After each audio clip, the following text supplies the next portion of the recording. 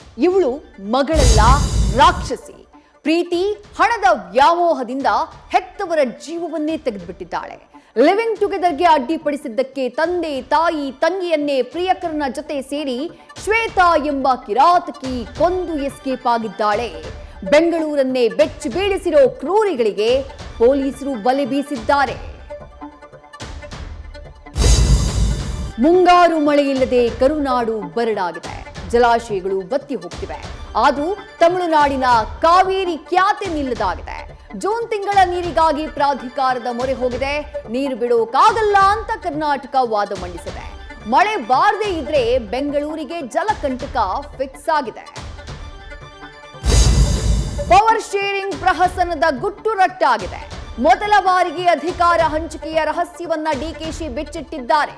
3 ಜನರಿಗಷ್ಟೇ CM ಪಟ್ಟದ secret ಗೊತ್ತಿತ್ತು ಅಂತ ಧರ್ಮಗುರುಗಳ ನಿಯೋಗದ ಮುಂದೆ ಕನಕಾಧಿಪತಿ ಮನದಾಳವನ್ನ ತೆರೆದಿಟ್ಟಿದ್ದಾರೆ. ಶೀಘ್ರದಲ್ಲೇ ಸಂಪುಟ ವಿಸ್ತರಣೆಯ ಸುಳಿವನ್ನೂ ಕೊಟ್ಟಿದ್ದಾರೆ. ಪರಿಷತ್ನಲ್ಲಿ ಅಡ್ಡದಾರಿ ಹಿಡಿದವರ ಪತ್ತೆಗೆ ಬಿಜೆಪಿ ಸತ್ಯ ಶೋಧನೆಗೆ ಇಳಿದಿದೆ. ಸಿಟಿ ರವಿ ನಾಯಕತ್ವದಲ್ಲಿ ಪ್ರಾಥಮಿಕ ವರದಿ ಸಿದ್ಧವಾಗಿದೆ. ದೆಹಲಿಯಲ್ಲಿರುವಂತಹ ವಿಜಯೇಂದ್ರ ವಾಪಸ್ ಬಂದ ಮೇಲೆ ವರದಿ ಸಲ್ಲಿಸೋಕೆ ಸಮಿತಿ ಮುಂದಾಗಿದೆ.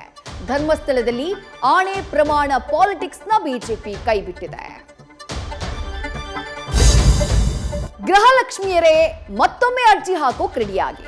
2,000 ಹಣಕ್ಕೆ ಮರು ಅರ್ಜಿ ಸಲ್ಲಿಕೆಗೆ ಸರ್ಕಾರ 2 ದಿನಗಳ ಅವಕಾಶವನ್ನು ನೀಡಿದೆ. ಕರ್ನಾಟಕ 1, ಬೆಂಗಳೂರು 1, ಗ್ರಾಮ 1ನಲ್ಲೂ ಅರ್ಜಿ ಸಲ್ಲಿಕೆಗೆ ಅವಕಾಶ ಇದೆ.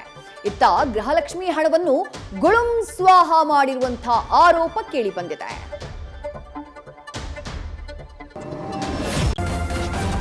ನ್ಯೂಸ್ ಫಸ್ಟ್ ನಿರ್ಭೀತಿಯಿಂದ ನಿಮ್ಮ ಪರವಾಗಿ.